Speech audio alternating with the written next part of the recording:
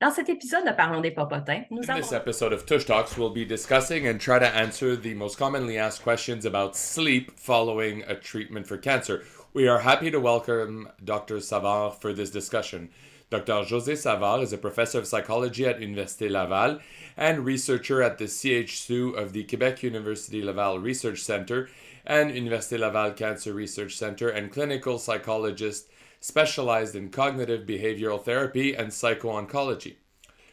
Her research projects are mainly centered on the psychological aspects of cancer and the efficacy and accessibility of cognitive behavioral interventions for improving patients' quality of life. More specifically, she is recognized as an international leader in the study of cancer-related insomnia. In recent years, she has developed and tested a stepped care cognitive behavioral therapy for cancer-related insomnia that includes a web-based program called InsomNet. This program is currently being implemented in routine cancer care of 4 hospitals in the area of Quebec City as part of a research project. She also co-edited the Handbook of Sleep Disorders in Medical Conditions, which received the Prose Award of the Association of American Publishers for the best handbook in medicine and clinical science. She is also the first author of a treatment manual for fear of cancer recurrence. With all the knowledge you have about this capsule, we are so happy to have you with us today, and thank you for your time. We actually chose the subject of sleep for our capsule because this is a point that is often reported by patients and caregivers as being a point of difficulty or for which people have a lot of questions. So I'm going to get into the subject right away with our first question, which is, what is the importance of sleep for patients with cancer during the treatment, but also after the treatment? Well, first of all, thank you for the invitation. Maybe I would start by saying that the sleep difficulties are part of the most common difficulties that we see in patients with cancer, that and fatigue. We know it affects between 30 and 60% at any time of their cancer journey. So a lot of people don't sleep well.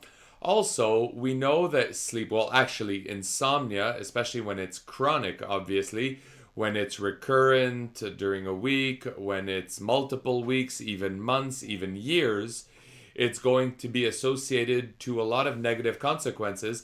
And the first we can think of is fatigue, which can also be associated to the cancer treatment. So when we get a cancer treatment and we have insomnia, it's as though we duplicate the possibility of fatigue, I mean. So fatigue, issues with focus have been documented in people with insomnia in a context of cancer. General reduction in quality of life. And we've done a study to know if insomnia could be associated to an increased risk of infections, including respiratory infections during chemotherapy, and we did notice a link. So we think it can also have an impact on health. And I'm going to talk about survival because I'm sure people wonder about whether sleep and insomnia has an increased risk of developing cancer or having a relapse. And for that, there is epidemiological data that have been published on that, but we're not yet able to say whether there's a link or not. It's a very complex subject to study. Insomnia varies through time and throughout our lives. So establishing a causal link is very difficult. So we don't know the answer to that question yet. You've mentioned some problems that people can have, but as a summary, what are the most common sleep issues that people with cancer can have? Well, clearly it's insomnia. That is the most common issue, which is defined as difficulty initiating sleep or maintaining it throughout the night. So people have difficulty falling asleep, or they wake up during the night. They have difficulty falling asleep, and that can actually happen multiple times in a night. So extended wake ups, or the difficulty of waking up too early in the morning and unable to fall back asleep. Those are the 3 possible manifestations of insomnia, and that can be mixed. You can have difficulty waking up and remaining asleep as well. There's sleep apnea, which is another issue that can be present in people with cancer. Research indicates that there's an increase of the incidence of sleep apnea for certain types of cancers that does not include colorectal cancer. So it's more, head and neck cancers or lung cancers as well. So anything that affects respiration. But the fact of having obesity is a risk factor in the general population as well as those with cancer for sleep apnea. That's an issue that is usually mentioned by the sleep partner because that's characteristic of noisy snoring and also interruption in breathing. So that's a very, very significant sign. And it requires investigation because we know it's associated to a risk of cardiovascular disease or cardiovascular risk. So it's important to report that type of difficulty to the doctor. Thank you for mentioning the question of sleep apnea. I think we often forget that even if we've got cancer treatment, this can have an impact and other factors that can affect our sleep as well. So we know that sleep is very subjective. Are there methods that can be used to evaluate the quality of sleep and requirements for need for additional support? Yes, there are a whole bunch of gadgets, smartwatches, to evaluate our sleep and provide a quote unquote objective measure of sleep. But essentially, insomnia, when talking about that issue, it's a subjective issue. A little bit like depression, that's a psychological, subjective condition. So insomnia is the same. So it's the fact of being dissatisfied about the quality of your sleep or the quantity of your sleep or its extent during the night or how we feel in the morning. So all existent gadgets are not able to identify or evaluate those aspects. So it's truly a subjective aspect.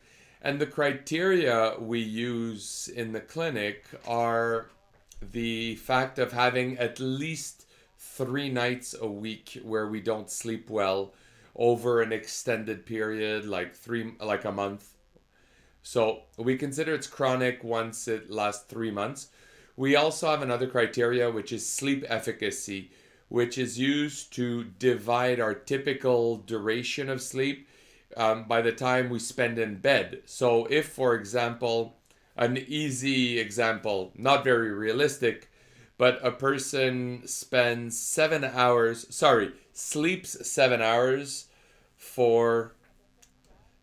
if they sleep 7 hours during the night, but they are in bed 10 hours. So that means the efficacy of sleep is 70%. So 70% of time spent in bed is sleep time. That's insufficient. The criteria is 85%. So someone who has efficacy that's 85% has good sleep. So that can be an indicator that we use to determine whether we have difficulty. But ultimately, it's a subjective impression. And if the person is dissatisfied with their sleep, then that's enough to consult. So basically, the population we serve is very technological. So my question actually is twofold. So can we have sometimes too much information with our gadgets and that can influence our interpretation of our sleep? And second, for people who are non-techno, are there other ways to be able to record the quality of our sleep? I know we often recommend the journal, the sleep journal, and kind of write down the quality of the sleep, but I'm all ears if you have tricks. The best indicator is what you say. So the daily sleep journal where we indicate what time we go to bed, how long does it take to go to sleep, how many times are we awake, for how long, what time do we get up, what time do we wake up. Those are the most important indicators. In terms of technology, you have to be careful because some studies have been shown recently that show that they're not very precise actually. And when they say we can, measure cerebral waves using a gadget, because the only way to measure cerebral waves is to have electrodes on your head, which is called a polysomnograph, and that's technology that's not accessible at large, but it is used in sleep labs. So you have to be careful. And you can also become too aware of your sleep, as you said. And that's part of insomnia characteristics. So being too worried about your sleep, pay too much attention to it, and then you become very anxious. And it's what we call performance anxiety, which is very counterproductive. And this means that the more you want to sleep, the less you can, because you have all these thoughts that are associated to activation, either physical or psychological. So I'm not sleeping, and I'll have bad indicators on my gadget tomorrow. So we become too worried, and it makes it worse. And thank you on elaborating on that point. And I think it's important to mention and to be aware that technology and the information we have is only part of the information. I think some strategies are very well known in terms of how to improve sleep, but I think it's worth reviewing what are the most useful strategies, and for patients and caregivers as well, because we often forget them, what they can use to improve quality of sleep. Well, the first that comes to mind is pharmacotherapy, because we know that medication is the most used treatment today for sleep conditions. It's the most accessible, unfortunately. It does have limits. It's not problematic when using it short term in a context where we're having a stressful situation, we can't sleep, like surgery or treatments that are difficult to tolerate. It can be very adapted to use a sleep aid. It's long term that it becomes problematic when you use it every day, because then what happens is medication becomes less and less effective. People need to increase their doses to have the initial effects, and then you end up in a vicious circle where the medication becomes less effective, and that's what we call the tolerance. And then there's more likelihood of having, a need for it, both physically and having that feeling of not being able to sleep without the medication. So that's a very quick word on pharmacotherapy. But the idea here isn't to demonize it. It's just knowing the context in which it's useful and appropriate.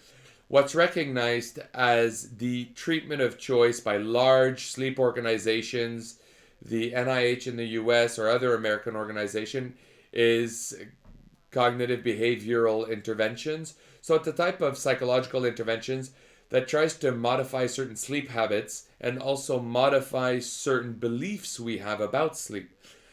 So as for behaviors, it's usually strategies we know very well. So don't stay in bed when you're awake. Avoid sleeping during the day, because we know it's going to affect the quality of sleep for the upcoming night. Try to wait for sleepiness before you go to bed, because often we go to bed because it's time, or because the news are done, or our spouse is going to bed.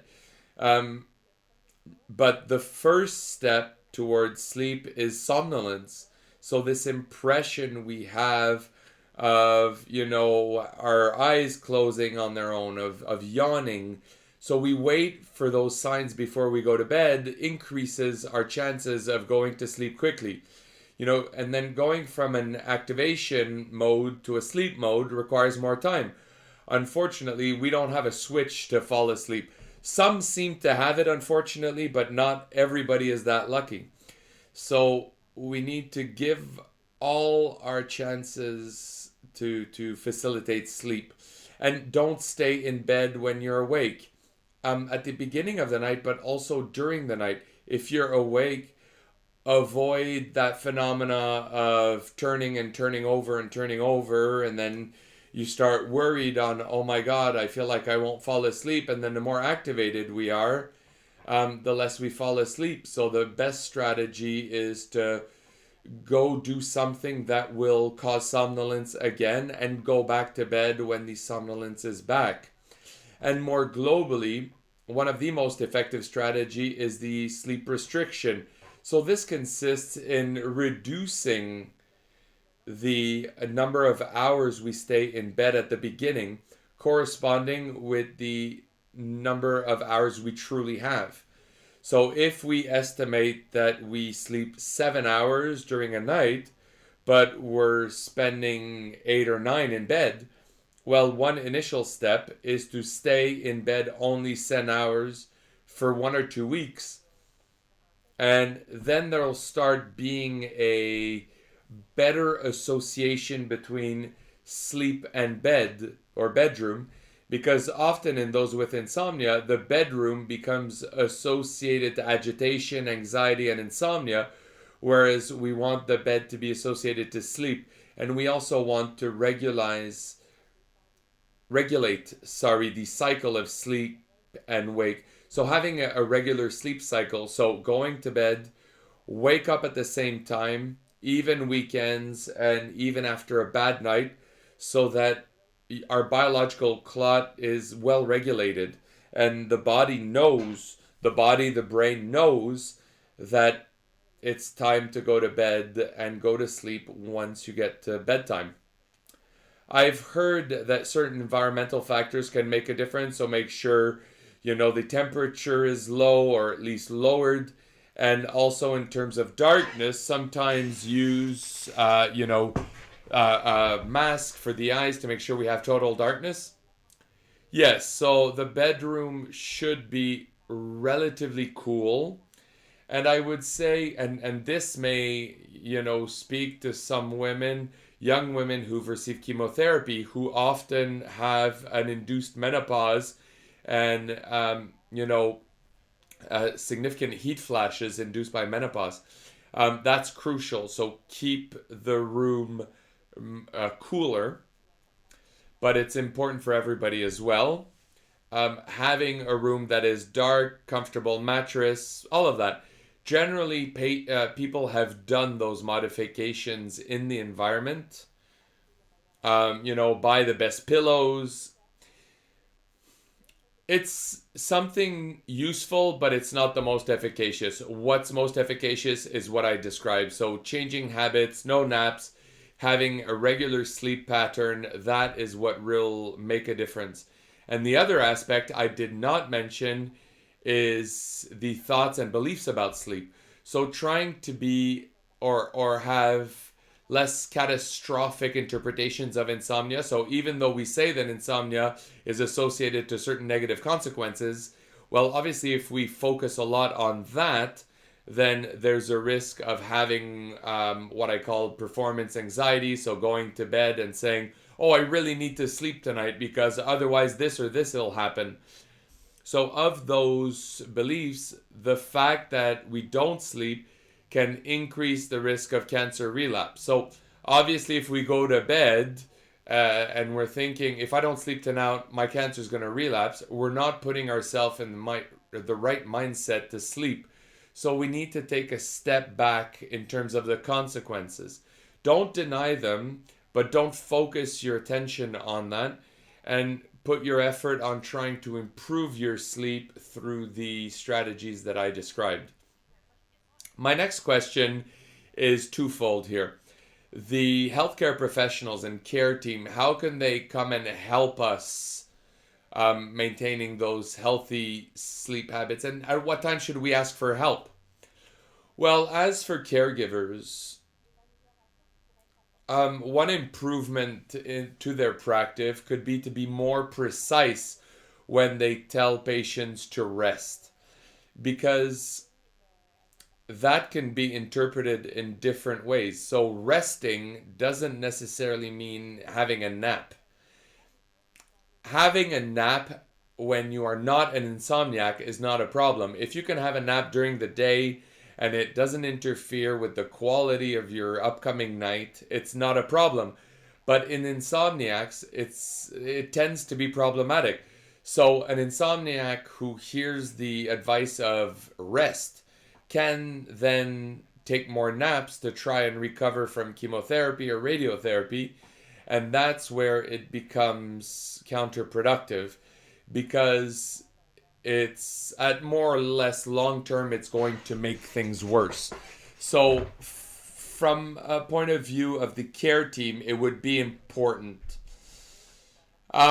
And the advice of rest could not be naps. You can rest differently, you don't need to sleep, and it will also have an effect on our levels of energy. It can just be sitting in a comfortable chair and reading or things that are calming. That's going to make us rest just as well as if we were sleeping.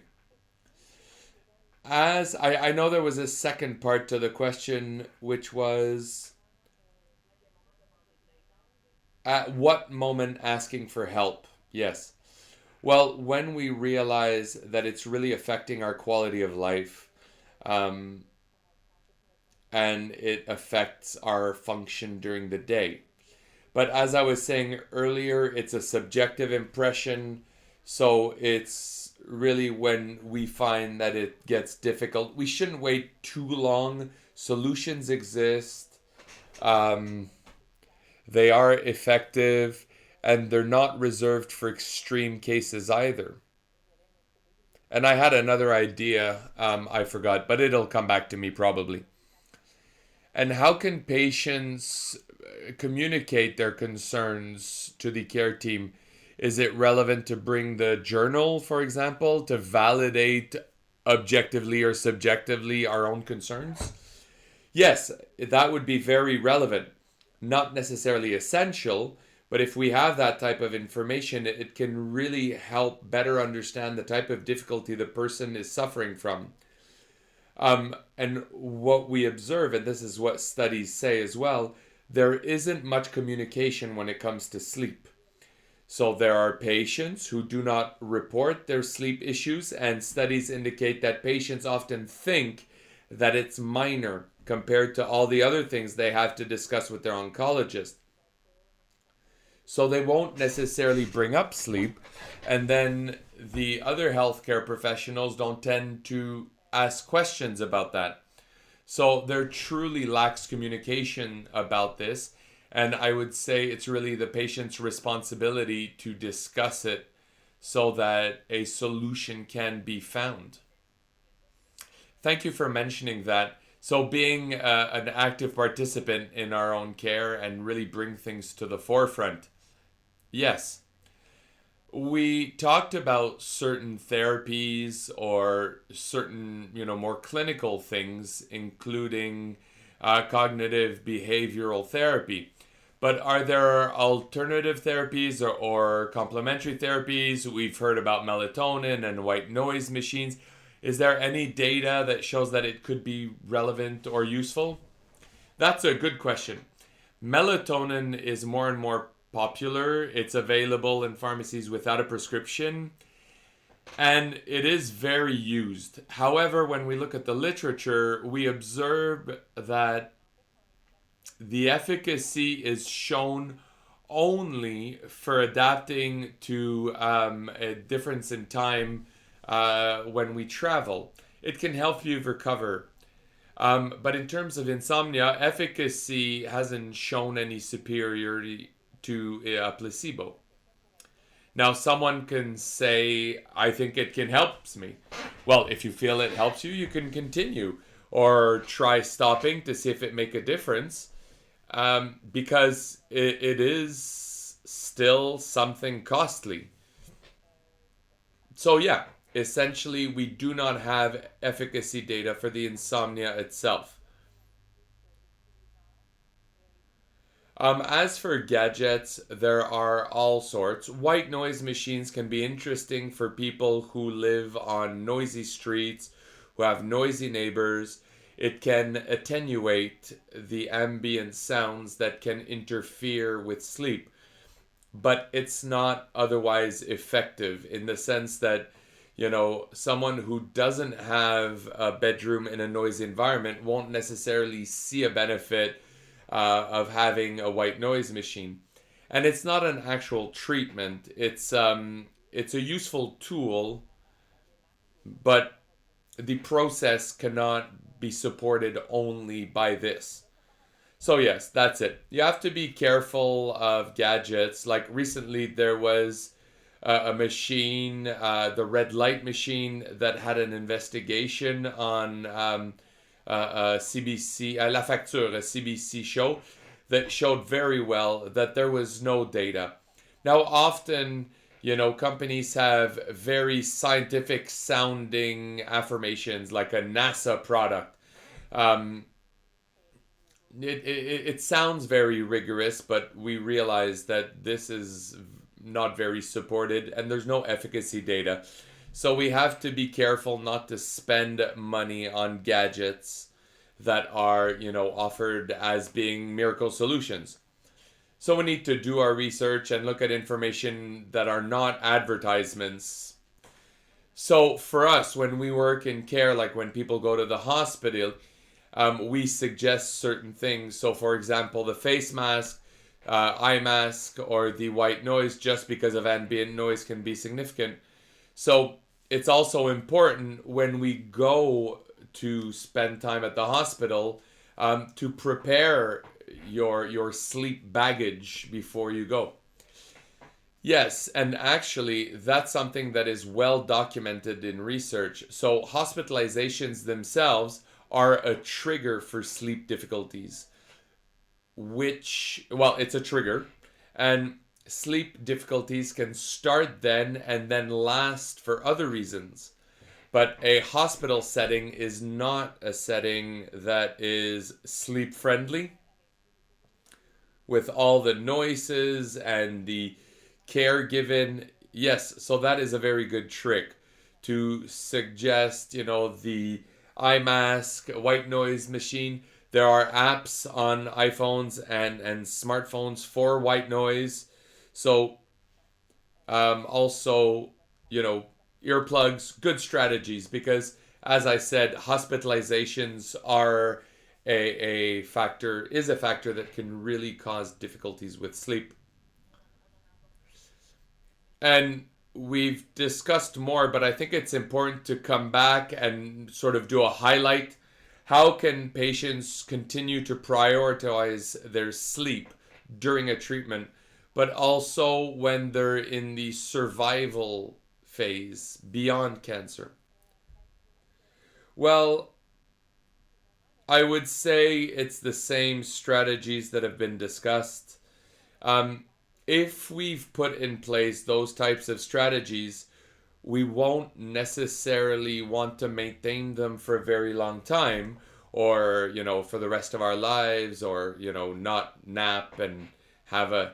So you can kind of release the use of strategies and see if it has impact on our sleep, or just remain alert to any changes that can happen and, difficulties. And then it's just a question of reintroducing strategies.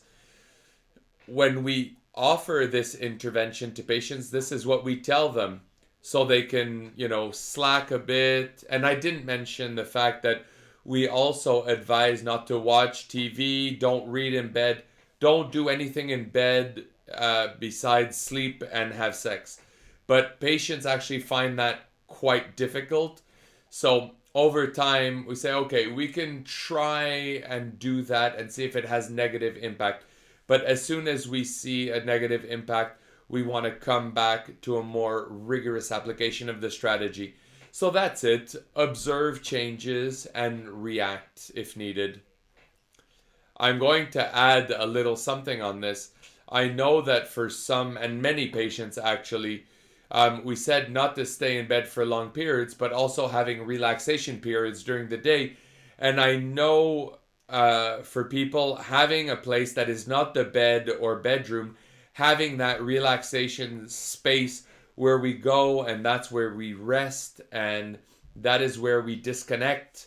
And it's maybe yoga, meditation, and reading and things like this. Yes, exactly. And to finish, this is my last question. I think I've asked enough questions for now. So is there any research or studies in sleep that are currently ongoing or that you are planning to have in the future? Yes. So you've mentioned at the beginning of the study the implementation study we're doing in Quebec, which is trying to make cognitive behavioral insomnia therapy more accessible for patients. We've developed an online platform called Insomnet. It's not broadly available right now, but that's the ultimate goal over the next year and a half, 2 years, to be able to make it available, ideally for free, for all patients in Quebec, so that sleep difficulties will be more often detected, but also better treated. So there is that would be a turning point, I think, because we have an effective intervention that doesn't require that many resources because it's auto administered online. And the issue is really about making it available to as many people as possible. So I think that would bring a significant solution to this problem of, underdiagnosis, but also under treatment that we observe. And things are going well. The implementation is working very well in the 4 settings we're trying it in. And once the research project is done, that it remains in place. And as I said, we're going to try and make it available elsewhere. We'll stay abreast of all those news. And thank you for sharing the information. And thank you for sharing once it becomes available. So Dr. Savard, thank you so much for your time. Thank you for answering all my questions, my 1001 questions. So for those listening to us, if ever you have other questions or if you need any additional support, do not hesitate to reach us at Colorectal Cancer Canada. So that is support at colorectalcancercanada.com. Thank you so much.